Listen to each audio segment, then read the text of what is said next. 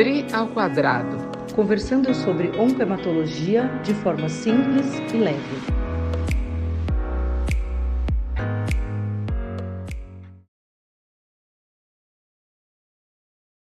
Olá, eu sou a Adriana Pena. Eu sou a Adriana Schelliga. E você está aqui no DRI ao quadrado. Hoje aonde, Dri? No Pulse da Roche.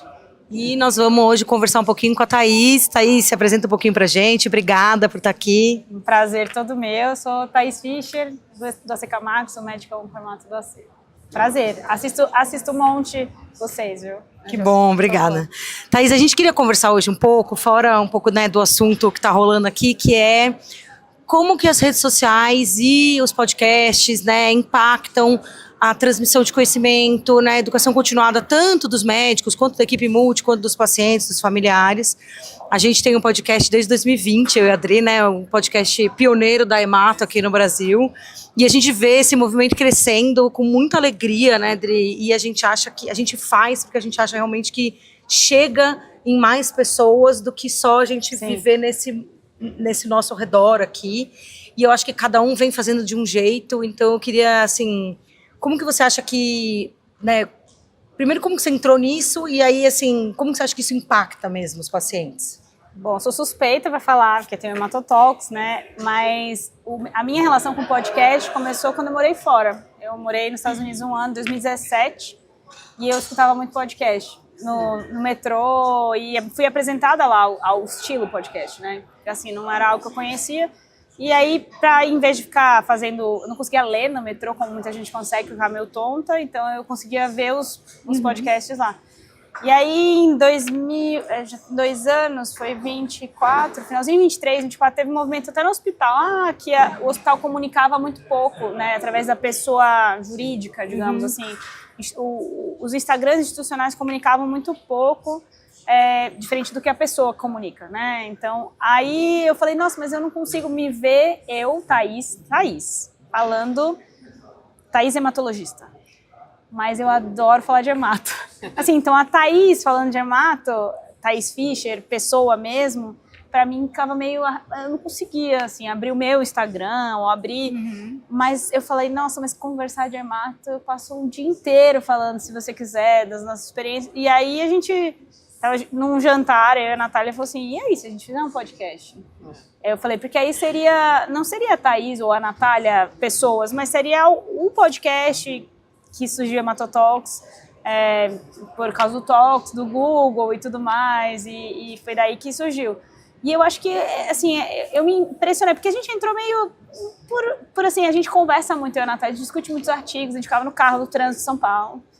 Muitas, assim, ela mora num ponto, eu moro no outro, ficava 30 minutos no trânsito e a gente ficava, mas escreveu do artigo, não sei o quê. E a ideia era tentar trazer as nossas conversas, tipo, pra dentro, vamos discutir o artigo tal, o que você achou, o que você não achou, você concorda, não concorda. Daí que surgiu a ideia do Hematotalks. Mas eu nunca tive a imaginação de que ele teria tanto alcance, assim, eu acho que, eu achava que era uma conversa, a ideia da gente fazer, foi bem legal, porque quando a gente foi falar com o pessoal do marketing, que ajuda a gente, eles falaram, mas pra quem que você quer falar? Eu falei, de hemato. Aí ele falou, não, mas você tem que escolher alguém. Eu falei, mas não quero escolher o nicho, né? Vira uma persona, né? Eu não quero escolher ninguém. Ele falou, mas você não pode fazer isso. Eu falei, mas a gente não tá fazendo isso pra ninguém, a gente tá fazendo pra gente. Então, o que eu queria falar pros residentes, eu queria falar pros pacientes, eu queria falar do artigo. Era isso que eu queria falar, das coisas que a gente discute. E eu falei, os pacientes de hemato são muito interessados, né? Eles são muito esclarecidos, eles buscam muito conhecimento. E tem muita coisa ruim, né, também. Então eu falei, será que de repente a gente não pode dar um pouco mais de alicerce para essas pessoas, né? Então foi daí que foi meio, assim, de repente que surgiu, não foi... E na realidade a gente não tem no início ideia de qual impacto ou alcance a gente vai ter, porque às vezes não é no cenário só do hematologista. Não. Tem um cardiologista, tem um infecto, tem um neuro, e tem o parente do paciente, tem o paciente, né, e que traz uma leveza na hora que você está discutindo, às vezes, um tema tão difícil, né? Eu sei porque a minha mãe é clínica geral, e ela disse que uma vez, ouvindo eu falar no telefone um tratamento para diarreia, ela falou, Deus me livre fazer um tratamento desse para um paciente clínico. Ou seja, não tem ideia do cenário que é, eventualmente, uma diarreia pós-quimioterapia, né? E eu acho que eu brinco com a Adri, né? A gente começou muito amador, né? A gente começou assim, a gente gravava, ligava o Zoom, gravava, e depois a Adriana editava, que é a única pessoa capaz aqui desse podcast de fazer alguma edição. Eu aprendo muito com ela, inclusive. Muito. E aí, assim, ela editava e aí a gente subia de qualquer jeito, criou uma conta lá no Spotify e tal. Então, a gente foi mesmo fazendo, e aí quando a gente foi se dando conta de que aquilo estava chegando em muitas pessoas, a gente foi entendendo que, tá bom, então eu posso realmente trazer uma informação de qualidade, porque tem isso que você falou, né? A informação de qualidade é a que não está chegando nas pessoas. A informação de pouca qualidade está chegando muito mais rápido nas pessoas. E ela é muito mais fácil, aparentemente. A sensação que eu tinha era que, poxa, tem tanta coisa boa, tem o site do hospital, eu fiz uma matéria, ninguém lia, tipo assim, eu fazia as matérias, escrevia, como fazer o screening, talvez porque fosse muito técnico. A sensação que eu tenho do podcast é que você estivesse escutando a mesa do lado, conversando. Exatamente. Tipo assim, nossa, olha, ela tá falando. Sabe quando você tá fazendo aí, você fala, nossa, aquele cara tá fazendo uma coisa legal. E aí você dá a oportunidade das pessoas escutarem a mesa do lado falando a hora que ela quiser, entendeu? Então era democratizar um pouco. Assim, e a gente está falando, você começou a falar de uma coisa muito importante, que foi a própria instituição dizendo da dificuldade de comunicação. Comunicação, apesar de tudo que a gente tem, celular, WhatsApp, podcast, YouTube, Instagram, todas as redes sociais, a comunicação, às vezes, ela é falha. Então, se tentar trazer informação de qualidade de uma forma em que você traga uma forma fácil de distribuir essa informação, é o mais importante. Eu acho que o podcast traz isso. Muitas vezes no consultório a enfermeira, doutora, adorei aquele tema que a senhora falou. Nossa, e a equipe multi aproveita muito também, assim, acho que empodera muita gente, acho que o conhecimento traz poder. Exato, né? você aproxima o médico de todo mundo, né? E eu acho que isso que você falou, né, do podcast, eu tenho muita dificuldade de abrir a câmera lá e gravar a Adriana, pessoa física. Sim, não, só eu com a câmera, não é que nem ela aqui, que ela conversa com a câmera numa boa. E aí quando eu percebi que no podcast a gente conversava, isso que você falou, era um bate-papo, como se a gente tivesse uma ali sentada do lado da outra, e que é esse tom da conversa que faz a coisa ficar fluida, interessante. E que você tem vontade de continuar ouvindo, né? E tem alguns podcasts que você começa a ouvir, porque alguém te indica e você fala, não consigo continuar ouvindo, não tá indo pra lugar nenhum. Mas eu acho que tem alguns que são isso, assim, é uma conversa. E aí a gente atingir, né, e eu acho que hoje tem vários podcasts de hemato, né, muitos, e cada um tem um foco, né, de atingir, um jeito de fazer e um foco de atingir aquelas pessoas, né. Eu acho fantástico, assim, a gente poder chegar, né, e aí poder sair daqui, né, onde é um evento exclusivamente científico, só para médicos, e levar isso para quem, não veio no evento, 2, não é técnico, e aí não vai conseguir entender, e a gente, né, baixa o nível da linguagem técnica e conseguir resumir de uma forma que todo mundo vai entender. Eu acho que disseminação de conhecimento é um negócio que não tem Sabe, como uma das coisas, né, que eu teve vários momentos já marcantes ao contrário, e aí eu sou meio um pouco desligada, assim, um pouco. E aí, às vezes, vários pacientes falam assim, nossa, doutora, você fez um podcast sobre linfonodomegalia. Nossa, era tudo que eu precisava, eu marquei consulta. Aí eu fiz toda a consulta, ela falou, você faz igualzinho, né, que você falou lá? Eu falei, porque é de verdade. Porque é isso. Né? Mas um que a gente gravou, que me marcou muito, foi que a gente fez um sobre infertilidade, impotência, só a gente, que é um assunto espinhoso, assim, difícil de lidar, que o paciente às vezes acha que não tem nem direito. A Natália falou, eu quero fazer sobre isso. Eu falei, mas o que eu vou falar sobre isso? Como é difícil. Você é difícil pra você? Imagina pro cara que tá indo Exatamente, te visitar. E aí a gente fez esse episódio sobre isso. E, nossa, os pacientes agradecem muito, porque eles falam, eu chego na sua mesa, eu não tenho coragem de perguntar, olhando pra você.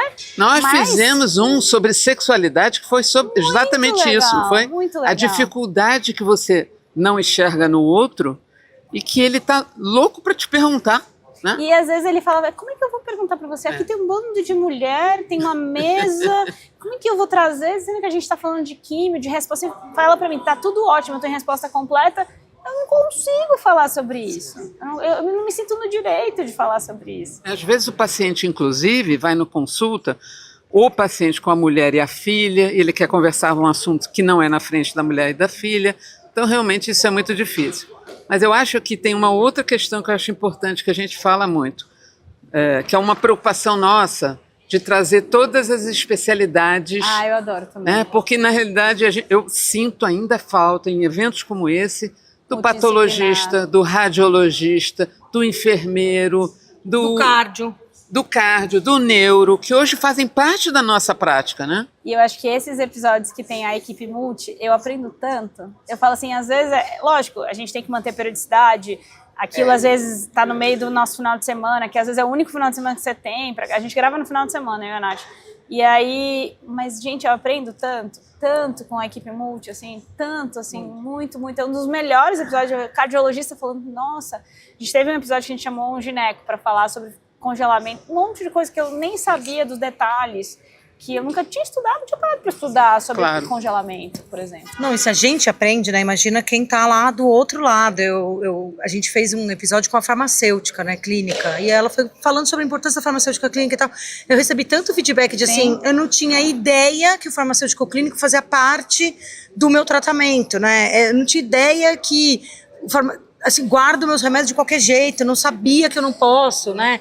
Então, assim, eu acho que poder levar isso dessa forma leve aqui é um privilégio que a gente tem que apreciar e saber dar valor e saber conduzir, manter acontecendo, né? Você falou, às vezes é no nosso final de semana e tal. Eu e a Adriana é isso, às vezes é à noite que a gente grava e a gente tá em 2 cidades diferentes, né?